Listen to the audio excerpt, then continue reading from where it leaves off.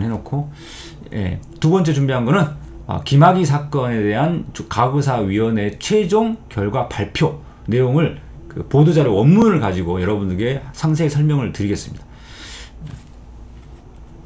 우리 언론에서 이 원문을 기사를 쓰면서 안 실어주니까 우리 서기호 TV에서라도 이런 보도자료를 직접 보여드리도록 하도록 하겠습니다. 여기 보시면 주심위원이 김용민 변호사죠. 여러분, 김용민 변호사가 이번에 굉장히 많은 활약을 하고 있는데, 과거사위원회에 소속돼가지고 굉장히 중요한 고비마다 원칙적으로 철저한 수사를 해야 된다라고 계속 입장 발표를 했었고요. 이번 발표도 직접 하셨고, 또 출국 관련해가지고 출국 금지 신청과 관련해가지고 검찰 대검 문찬수 차장과 우리 과거사 진상조사단 이규영 검사 사이에 서로 주장이 엇갈릴 때 김용민 변호사가 기자회견을 해가지고 그 정말을 또 이야기했던 그런 분이죠. 과거에 유우성 간첩 조작 사건에 대해서 변론을 하셨던 분이기도 합니다. 굉장히 맹활약을 하시는 분인데, 이 보도자료의 내용을 보면 이제 큰 개요는 이렇게 되는데, 요 내용만 봐서는 무슨 말인지 이해가 잘 안 돼요. 하나하나 세부적으로 좀 가보겠습니다. 4페이지를 보시면 먼저 검찰의 이른바 부실수사, 봐주기 수사 의혹인데요. 송치 죄명에 국한된 부실수사였어요. 송치 죄명. 무슨 뜻이냐면 경찰이 처음에는 수뢰 부분을, 뇌물 부분을 조사를 했었대요. 그런데 이제 경찰의 조사팀이 바뀌잖아요. 수사팀이 갑자기 바뀝니다. 그게 바로 청와대 당시 민정수석이었던 그 누구죠? 그 사람이 이 관여를 해가지고 경찰 수사팀이 바뀌어버리죠. 그때 그 이후로 경찰이 이 뇌물 부분은 아예 송치를 하지 않았습니다. 조사를 하지 않고 송치도 안 했어. 그 다음에 성범죄 혐의로 한 속까지 송치했죠. 그래서 우리는 이 김학의 사건이 성폭력 사건이다 이렇게 처음에 막 규정쳤는데, 알고 보니까 사실은 이 뇌물 부분이 더 커요. 그래서 과거사위원회, 즉 진상조사단 이규원 검사가 송치 기록을 제대로 검토해 보니까 윤중천의 진술, 그 다음에 윤중천 핸드폰에 저장되어 있는 김학의가 차명폰을 많이 썼네요. 김학의가 차명폰을 많이 썼는데, 이 차명폰들, 그 다음에 압수된 윤중천의 다이어리, 여기 윤중천이 다이어리가 또 압수됐네요. 여기 보면 김학의 관련 내용이 당연히 있겠죠. 그 다음에 성접대 덕가성 규명을 위해서 검토했던 사건 기록, 김학의에게 차명폰을 제공한 최모 진술. 이 최모모가 이번에 김학의를 결정적으로 구속할 수 있게 해준 그 윤중천을 제외한 다른 스폰서입니다. 나머지 한 사람의 스폰서. 여기에 보면 사건 청탁을 한 사정이 나와요. 그래서 윤중천이 다수의 여성들을 동원해서 이게 성폭력이 안 되더라도 일단 성접대는 확실하게 된다라는 것이었고, 이 부분을 수사를 안 했다라는 것이고요. 그래서 검찰은 이제 처음부터 경찰에게 뇌물을 수사하지 말고 성범죄로 송치하라고 이렇게 지시를 한 것으로 보입니다. 제가 보기에는. 근데 요 내용이 안 빠졌는데, 그러다 보니까 이제 성범죄의 신빙성 탄핵만 이제 하느라고 검찰이 그 수사에만 주력했다. 근데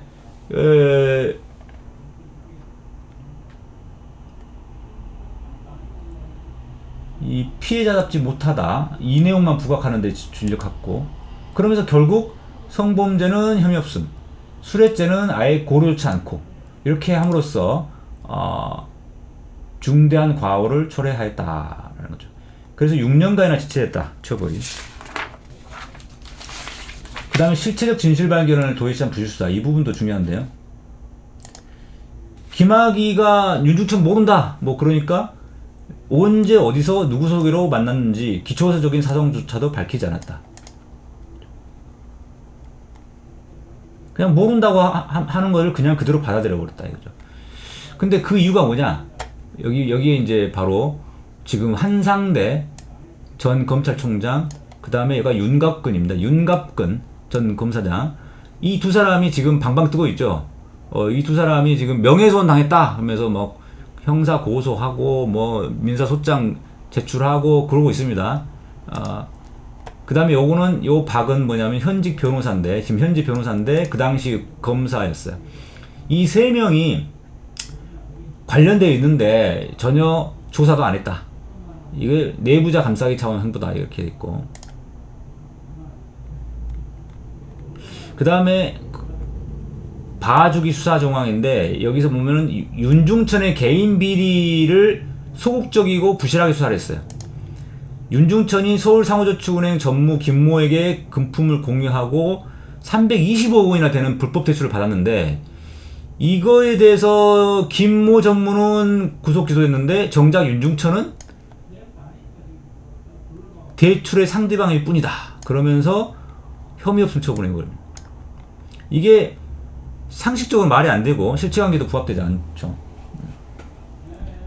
그러면 이런 식으로 왜 봐주기 했냐? 이것은 바로 여기 중요하죠. 폭로성 진술을 막기 위한 것이었다. 누구에 대해서? 검찰 관계자들에 대해서. 여기서 말하는 검찰 관계자들이 바로 지금 방방 뜨고 있는 한상대, 그 다음에 윤갑근, 뭐 이런 사람들이죠. 그 다음에 나머지는 그냥 쭉 보시면 되고요. 조금 복잡한데.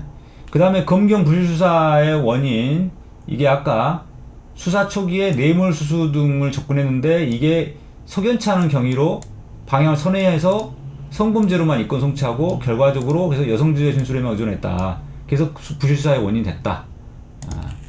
그래서 처음부터 수뢰로 송치했다면은 이 부분에 대해서 주변인이 연루된 다수 사건에 김학의에 영향을 미치는지 여부는 수사할 수밖에 없다.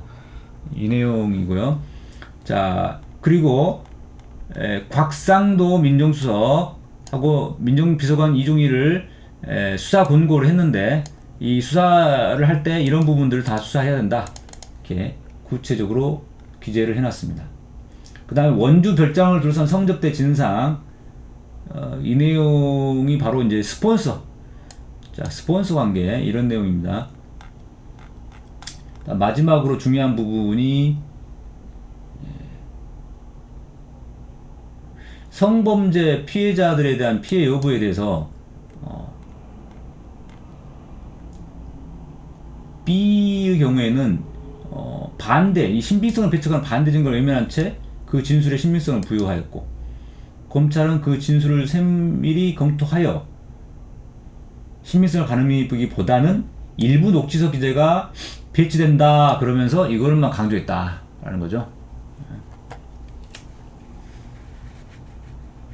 그 다음에 C의 경우에는 아예 객관적 자료와도 크게 모순되는 대목이 없어요.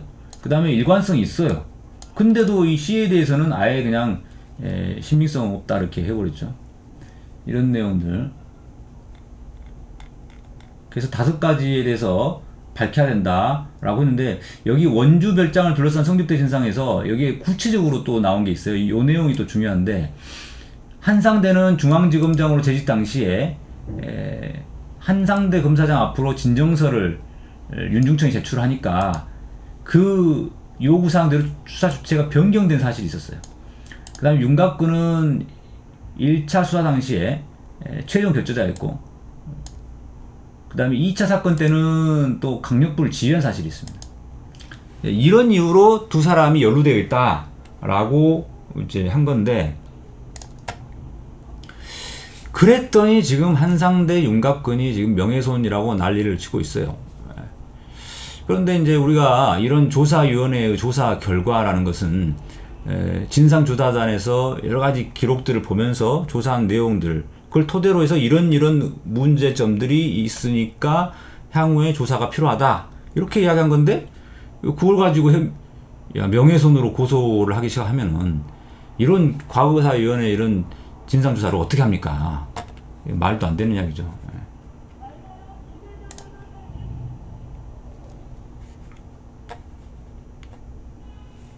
그래서 이 한상대 윤갑근의 지금 명예훼손 고소 소송은 한마디로 말해서 이제 재갈 물리기 그런 시도이죠. 특히나 윤갑근은 자기 후배 검사들한테 고소장을 냈는데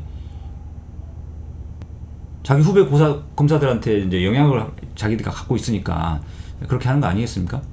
좀 치사하죠. 수사를 못하려게 하려는 수작이죠. 지금 현재 과거사위원회에서 5가지에 대해서 철저한 수사가 필요하다. 지금 이렇게 이야기했는데 이거를 명예훼손 걸어놓으면은 지금 현직 검사들이 이게 신경 쓰여서 수사를 제대로 하겠냐는 거죠. 그것도 좀 한상대는 또 5억이나 배상을 청구했더라고요. 참. 저거는 뭐 다 기각될 거기도 하지만 금액을 5억이나 부풀려가지고 청구하는 것도 황당하고. 자, 근데요, 금액을 5억 이상 청구하면은 그렇게 나쁠 것도 없어요. 왜냐면은 그만큼 소송 비용이 늘어납니다. 나중에 반환할. 패소할 건데, 그럼 패소하면은 패소한 한상대 총장이 이제 우리 김용민 변호사나 이쪽 사람들의 변호사 비용을 물어줘야 돼요.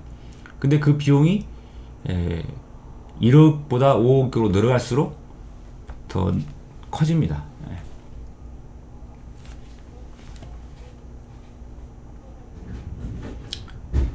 네, 여기까지 보도자료 내용을 좀 설명을 드렸는데 여기 보면 또 4번에 김학의 동영상 외에 추가 동영상이 존재할 가능성이 있다 이런 얘기도 있어요. 그래서 권고사항이 5가지인데 여기에 대해서 좀 자세하게 이렇게 나와 있죠. 여기 보니까 공수처를 마련하기 위한 입법 논의에 붙여서 적극 참여할 걸 공고한다 이런 이야기도 써놨네요.